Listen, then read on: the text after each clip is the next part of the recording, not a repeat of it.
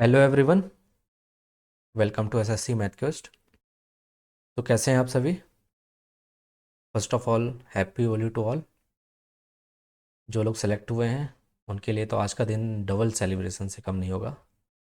और जो नहीं हुए हैं वो निराश ना हो, आपको भी चीज़ें मिलेंगी। और जो लोग हुए हैं वो उनकी मेहनत का रंग है, ठीक है ना। आप भी करोगे, आपको भी मिलेगा चीज़ें।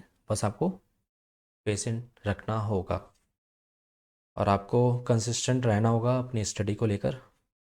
अब चीज़ें आपको मेंटली प्रिपेयर होनी पड़ेगी, ठीक है, करनी पड़ेगी। बस यू हैव ओनली 3 मंथ्स, ठीक है ना। टायर 1 के लिए हमारे पास कितने महीने बचे हैं? 2.5 से 3, मतलब 3 से 3.5 महीने, जून जुलाई में। क्योंकि एसएससी तो टाइमली चीज़ें ले रहा है, ठीक है। बस लोचा कहाँ फंस रहा है? कट ऑफ पे। ठीक है, आप कट ऑफ के बारे में मत सोचो, उसको सोच के आप परेशान मत हो, नहीं तो आप खुद हैक्टिक बन जाओगे। मतलब आप दिमाग सोचने लगोगे बार बार कट ऑफ क्लियर होगी कि नहीं होगी। आपको उसके बारे में नहीं सोचना है। आपके हाथ में क्या है? आप क्या कर सकते हो? पढ़ सकते हो, चीज़ें आप कमज़ोरी पकड़ सकते हो, और आपको जो चीज़ें करनी है वो कर सकते हो, ठीक है। अब बच्चे परेशान क्यों होते हैं? परेशान इसलिए होते हैं, पहले तो बच्चों के दिमाग में रहता है कि काश ये भी पढ़ लूँ, ये भी पढ़ लूँ, ये भी पढ़ लूँ। और अपना जो रिसोर्स रहता है उसको लिमिट नहीं रखते, इधर उधर भागने की कोशिश करते हैं, और उनको लास्ट में कुछ नहीं मिलता। क्योंकि भाई एसएससी में आप ना देखोगे कि जो क्वेश्चन का पैटर्न है वो रिपीट रिपीट होता है हमेशा, ठीक है। तो जो लोग बच्चे, मतलब जो इजी क्वेश्चन आते हैं, जो बच्चे मान लो कि ठीक है चलो आप हार्ड वर्किंग हो, आप चीज़ें कर रहे हो, पर आप चीज़ें रिपीट नहीं हो रही, आप रिवाइज नहीं करो चीज़ें। अब जो रिवाइज कर रहा है, रिपीट कर रहा है, उसी क्वेश्चन को 10 बार लगा रहा है, तो उसके दिमाग में क्या होगा, उस क्वेश्चन की फ्रेमिंग छप जा रही है, ठीक है। अब जहाँ आप 1 मिनट लगा रहे हो, 1.5 मिनट लगा रहे हो, वहीं स्टूडेंट उस इजी क्वेश्चन को क्या करेगा, 30 सेकंड में, 15 सेकंड में सॉल्व करके आगे बढ़ेगा, ठीक है। तो पहले तो आपको अटेम्प्टिंग स्ट्रेटजी को चेंज करना पड़ेगा। और जो बिगिनर्स हैं वो अपने दिमाग में मेंटली अभी से प्रिपेयर हो जाएं और एक्टिव हो जाएं। ये नहीं कि बात के लिए कि हाँ कर लेंगे, मैं मतलब ओवर कॉन्फिडेंट में फिर एसएससी को जानते हैं ना, कट ऑफ का अपना रूप दिखाएगा, है ना। और फिर खेलते रहना उसके साथ होली, फिर कट ऑफ की। फिर चिल्लाते रहोगे, एसएससी कुछ नहीं करेगा, एसएससी टाइमली लेगा, रिजल्ट भी निकालेगा, और आपकी चीज़ें हाथ में कुछ नहीं लगेगी, आप बस भागते रह जाओगे, ठीक है। एसएससी क्या कर सकते हो उसको भी नहीं पता, पर आप क्या कर सकते हो आपको पता है। और चीज़ें ऐसा नहीं कि एसएससी सबके साथ कर रहा है, जो मेहनत कर रहा है उनको चीज़ें मिल रही हैं, आप भी करोगे आपको भी चीज़ें मिलेंगी, ठीक है। अब जो करेक्शन करना होगा एसएससी को करेगा, जो भी सिस्टम में या पैटर्न में जो भी करना है वो करेगा चीज़ें, ठीक है। आप ये देखिए कि आपका एग्ज़ाम पैटर्न क्या है, सिलेबस क्या है, किस पे ज़्यादा फोकस करना है। और जो रिपीटर्स हैं उनके लिए तो ये खासकर बोलूँगा कि अब आप कंटेंट के पीछे ना भागें। आपने जहाँ से भी पढ़ा था, जो भी पढ़ा था, आप उसको रिवाइज़ करें, ठीक है। उसी को रिवाइज़ करें, जितना है उतना ही काफ़ी है, ठीक है। और प्रैक्टिस करें, मॉक दें और एनालाइज करें। मॉक तो मस्ट है, क्योंकि मॉक के बिना आप चाहे जितना भी आप कंटेंट, आप कितना भी आता हो उस चैप्टर के बारे में, आप जब मॉक देने जाओगे ना तो आपको पता नहीं चलेगा कि एक क्वेश्चन ही आपका टाइम 5 मिनट खा लेगा, ठीक है। तो एग्ज़ाम की तरह फील लो, मॉक दे के, और उसको एनालाइज करो, ठीक है। आपका वीक पोर्शन क्या है, वीक सेक्शन क्या है, उसको इम्प्रूव करो। और टू डू लिस्ट बनाओ, ठीक है। टू डू लिस्ट बनाओ, ये नहीं कि आप कभी भी किसी दिन कुछ भी कर रहे हो, और एक फ्लो में करो, एक हड़बड़ी में मत करो। आज थोड़ी डिसाइड कर लो कि जैसे इंग्लिश है, ठीक है, रीजनिंग है, एक टॉपिक कर लिए। रीजनिंग में तो आपको कुछ नहीं करना है, बस एक एक वॉक लगाते जाना है, पैटर्न देख लेना, सिलेबस ये है, और जहाँ पर आप लग रहा है कि आप यहाँ फंस रहे हो, अब उसका जाके कहीं से भी, यूट्यूब में इतना कंटेंट है कि आप कहीं से भी, रीजनिंग के लिए तो मुझे नहीं लगता कि कहीं से आपको कुछ लेने की ज़रूरत है, ठीक है। तो बात आती है इंग्लिश की। इंग्लिश की हम अलग से स्ट्रेटेजी की बात करेंगे नेक्स्ट वीडियो में। इस वीडियो में मेन बात कर लेते हैं जो कि एसएससी सीजीएल के लिए बन चुका है गेम चेंजर, मतलब स्टूडेंट के लिए बन चुका है गेम चेंजर।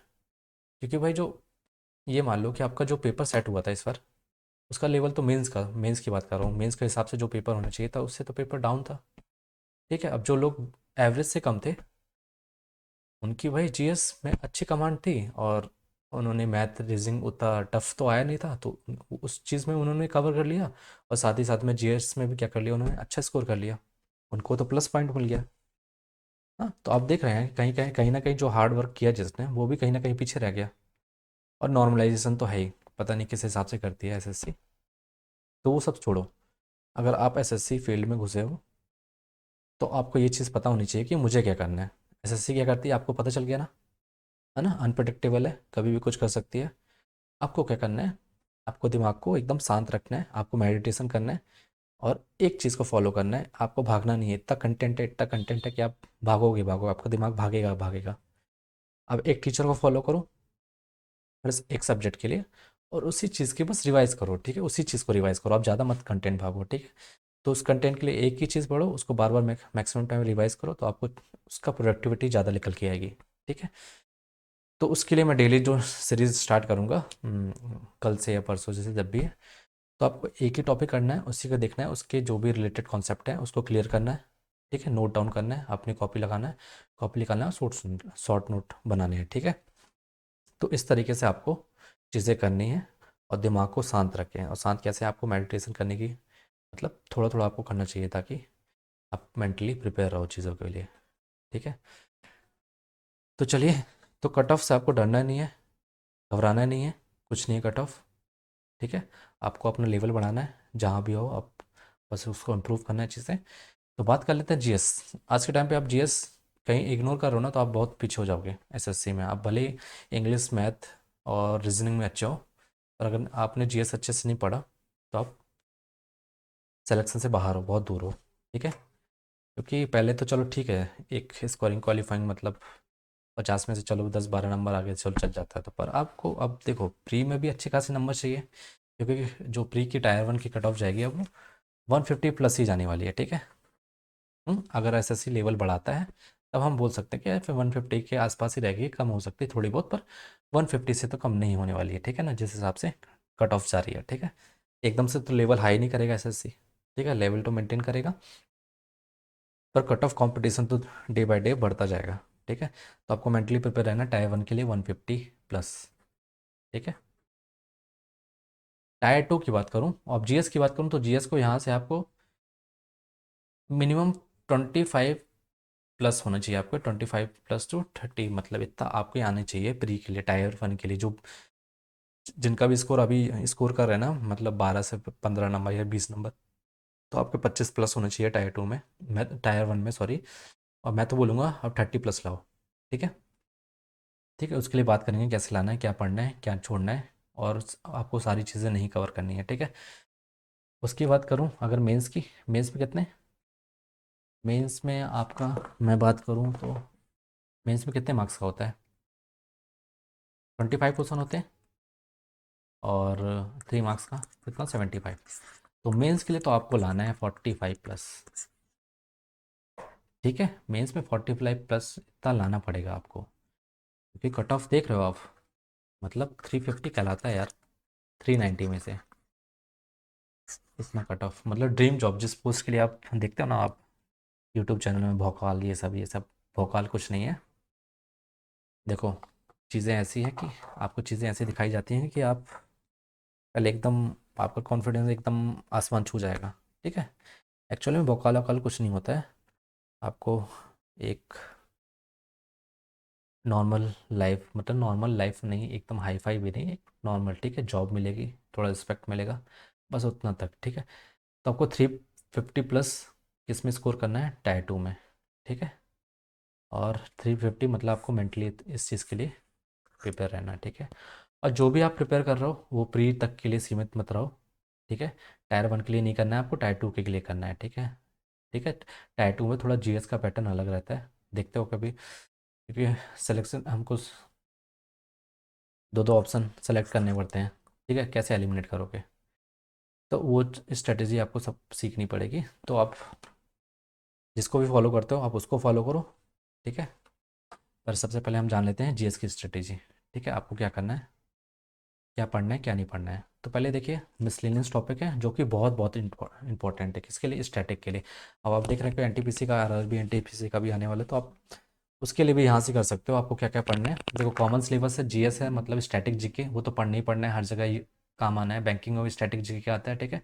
और रेलवे में भी स्टैटिक जीके आता है। बस रेलवे में थोड़ा सा साइंस आती है, तो आप साइंस के लिए भी एसएससी में अच्छी खासी साइंस आती है, ठीक है ना। और एसएससी में क्या होता है, ज़्यादातर टाइमलाइन पूछ लेता है, इतने कौन से साल में ये इन्वेंशन हुआ था किस, ठीक है। तो ये चीज़ें पूछता है। मोस्टली, और जो रेलवे में आती है वो डायरेक्ट आ जाती है ना। तो देखिए, इंपॉर्टेंट टॉपिक्स कौन कौन से हैं, आपको इनको सारे को करना है। ठीक है, बस इतना ही करना है और इससे ज़्यादा आपको भागना नहीं है। ठीक है, आगे आप इतना कर लो, इतना सफिशिएंट है। इतना करने में आपको बहुत टाइम लगेगा, तो मैं बहुत टाइम नहीं लगेगा, आप करोगे चीज़ें से। एक पर डे अपना टू डू लिस्ट बनाओगे कि मेरे को एक डेली टॉपिक, एक चैप्टर उठाना है, इसको कवर करना है, पूरा लिख लेना है। ठीक है, फिर रात में सोते समय एक बार रिवाइज मार लेना है। ठीक है, तो पहले देखो, पहले सबसे इंपॉर्टेंट कौन सा है, क्लासिकल डांस और उसके एक्सपोनेंट। ठीक है ना। तो ये तो इंपॉर्टेंट है भाई, ये तो टायर वन के लिए तो इनसे क्वेश्चन बनने ही बनने हैं, 5 से 6। और हम बात करें फोक डांस की, सारे स्टेट के फोक डांस। फेस्टिवल की बात करें, न्यू ईयर फेस्टिवल इंपॉर्टेंट है सारे स्टेट्स के। और सेंसर की बात करें 2011, तो ये प्री और टायर वन और टायर टू दोनों में आता है। ठीक है, अब अवार्ड्स की बात करें तो आपको 1 साल के, जो भी 2 साल के वो याद करने हैं, और साथ ही साथ में जो न्यूज़ में हो ना इंपॉर्टेंट, उनको एक बार आप नज़र डाल लेना। ठीक है, तो उन्हीं से देता है ज़्यादा। अब ये जैसे राम साइट है, ठीक है, जो भी न्यू रामसर साइट ऐड हुई हैं उनको भी आप देख लो कहीं से, जहाँ से भी है ये देखना चाहो इसके लिए। ठीक है, स्टैटिक जीके के लिए। ठीक है, रामसर साइट देख लो, फिर उसके बाद स्पोर्ट्स देख लो, स्पोर्ट्स में जो भी न्यूज़ में रहा हो। ठीक है ना। उसके बाद नेशनल पार्क देख लो, सारे नेशनल पार्क रिवाइज कर लो। और बुक्स एंड ऑथर, ये तो आता ही आता है। ठीक है, दो, एक दो क्वेश्चन। ठीक है, फिर इंपॉर्टेंट इज उनकी थीम। थीम तो उतना नहीं आ रहा है, पर ये कर लो। ठीक है, और आप और कुछ कर सकते हो तो हेडक्वार्टर, इंपॉर्टेंट इंटरनेशनल हेडक्वार्टर्स याद कर सकते हो। ठीक है ना, ऑर्गेनाइजेशन है जितनी भी, उनका हेडक्वार्टर और कहाँ कहाँ उनका हेडक्वार्टर है। यहाँ लिख देता हूँ मैं, इंपॉर्टेंट इंटरनेशनल ऑर्गेनाइजेशन। ठीक है, जैसे बिम्स्टेक हो गई, सार्क हो गई। ठीक है, हाँ, ऑर्गेनाइजेशन। ठीक है, उनके हेडक्वार्टर भी। ठीक है, तो ये चीज़ करनी है, classical dance, exponent, folk dance, festival. Census करना है, सेंसस तो आपका मस्ट है। अवार्ड करना है, 5 ईयर प्लान भी आपको करना है। ठीक है, स्टैटिक में मान लो, वो इकोनॉमिक्स का पार्ट है तो आप स्टैटिक में मान लो चाहे यहाँ मान लो। ठीक है, देखो अब मेन जो स्कोर, जिससे ज़्यादा, सबसे ज़्यादा मैक्सिमम स्कोर जहाँ से ऑप्टेन होता है, कहाँ कौन सा, पॉलिटी। ठीक है, आपके आर्टिकल्स, हिस्ट्री जानना है आपको, मैं आपको इसको पूरी टाइमलाइन बताऊंगा आपको क्या पढ़ना है, आगे हम डिस्कस करेंगे।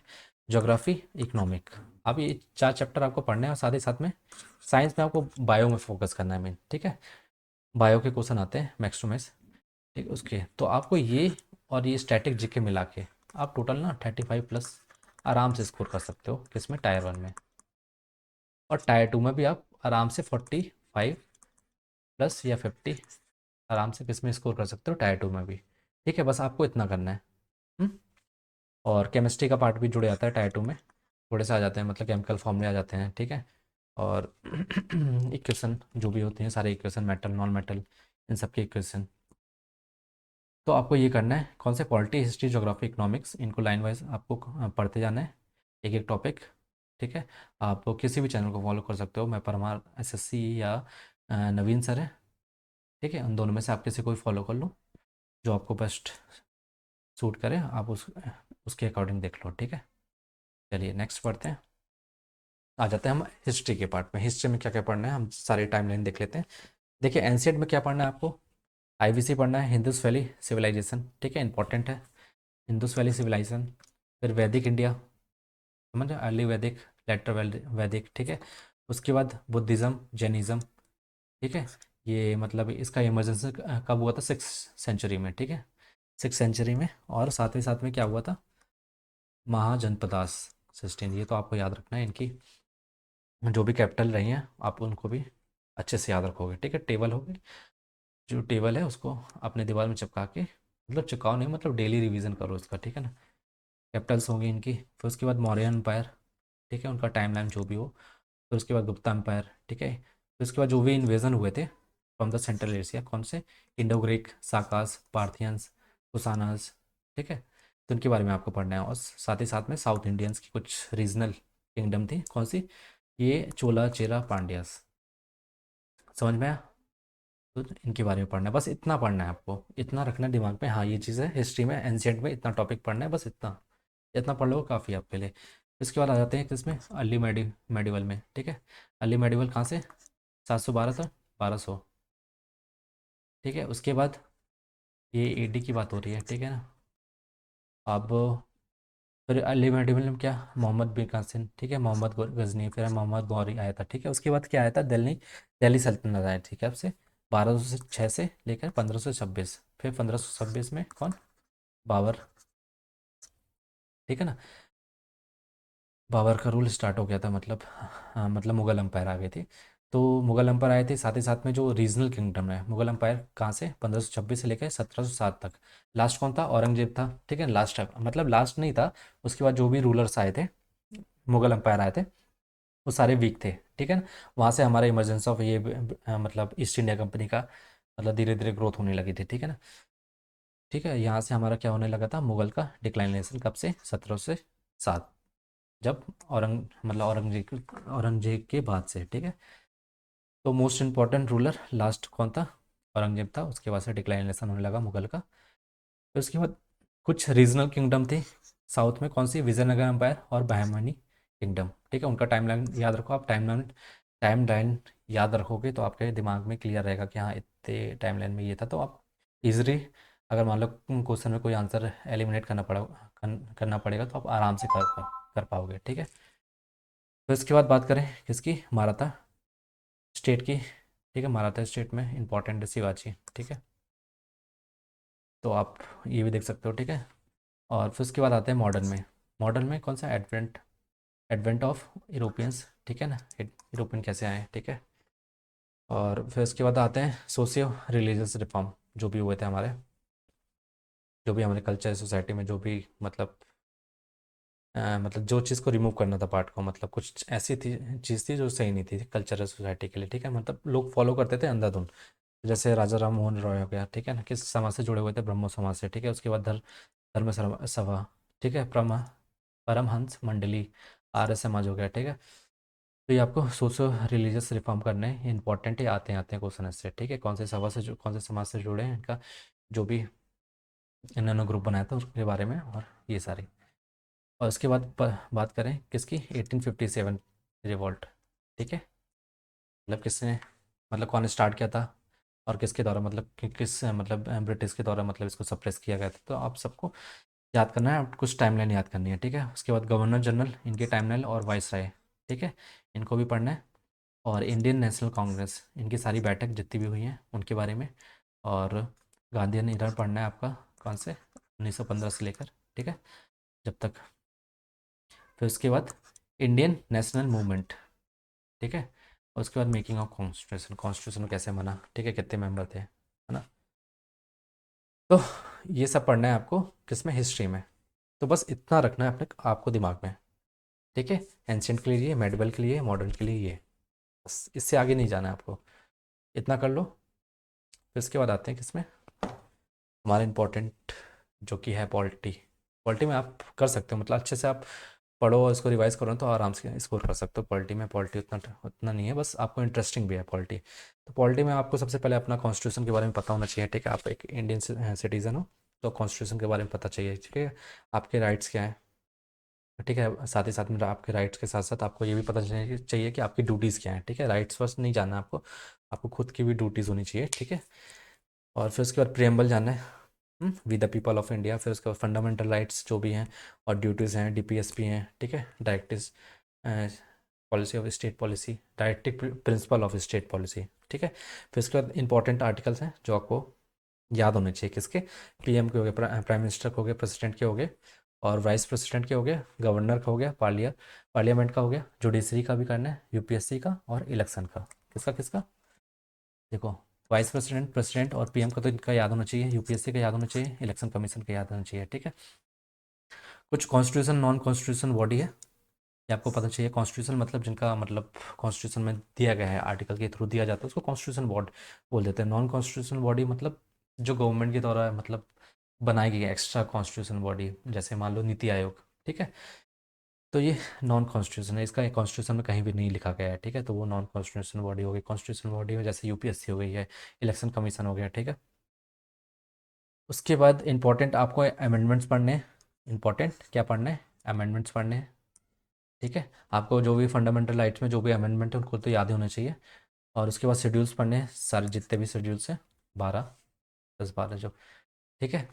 उसके बाद हम बात करें, बोरोड फीचर्स पढ़ना है, जो भी हमने कंट्री अदर कंट्री से जो भी फीचर्स, जैसे डीपीएसपी कहाँ से बोरो किया, फंडामेंटल राइट्स कहाँ से बोरो किया, डीपीएसपी कहाँ से फॉलो बोरोड किया, ठीक है, उस हिसाब से पढ़ना है आपको सारे जितने भी बोरोड फीचर्स हैं अदर कंट्री से। उसके बाद पंचायत, उसके बाद म्यूनसिपैलिटी, ये दोनों भी इंपॉर्टेंट है, उनको भी करने हैं, ठीक है, आपके मतलब आर्टिकल्स, इनके इंपॉर्टेंट आर्टिकल्स पढ़ने हैं, ठीक है। फिर इसके बाद आ जाते हैं हम किस पे, साइंस सेक्शन में। साइंस सेक्शन में इंपॉर्टेंट क्या है, सेल है, सेल तो है ही, सेल ऑर्गेनल्स जो भी है, सेल के अंदर जो भी है, सेल ऑर्गेनल्स के बारे में पढ़ना है आपको, और टिश्यू के बारे में पढ़ना है। फिर आते हैं प्लांट किंगडम, है ना, प्लांट किंगडम के बारे में पढ़ना है, एनिमल किंगडम। फिर उसके बाद डिसीज़, जो भी डिसीज़ हैं, विटामिन, सारे विटामिन आपको कवर करना है, साइंटिफिक नेम याद करने हैं, ठीक है। साइंटिफिक नेम मतलब किसी, जैसे फ्रूट का, आम का क्या साइंटिफिक, मतलब मैंगो का क्या साइंटिफिक नेम है, वो चीज़ भी। और पीरियोडिक टेबल, ठीक है, केमिस्ट्री के लिए। और केमिकल फार्मूला, केमिस्ट्री में जो भी सारे केमिकल फार्मूला है, ठीक है, तो जैसे वॉशिंग सोडा का, है ना, बेकिंग सोडा का, इन सब का केमिकल फार्मूला आपको याद होना चाहिए। और फिजिक्स में बात कर लें तो एसआई यूनिट होना चाहिए, याद होना चाहिए आपको। सारे फार्मूला आप याद कर लो, किसके, लेंस के, मिरर के, ठीक है। पैरेलल सीरीज, ये इलेक्ट्रिसिटी में क्वेश्चन आ जाता है आपको, रेजिस्टेंस अगर पैरेलल सीरीज में निकल लेगा तो आपको फाइंड करना पड़ेगा, ठीक है। तो ये सारी चीज़ पढ़नी है आपको किसमें, साइंस में, ठीक है। फिर आ जाते हैं हम किसमें, इकोनॉमिक्स में। तो इकोनॉमिक्स में क्या पढ़ना है, तो पहले आपको पता होना चाहिए कि मैक्रो इकोनॉमिक्स क्या होती है, माइक्रो इकोनॉमिक्स क्या होती है, ठीक है।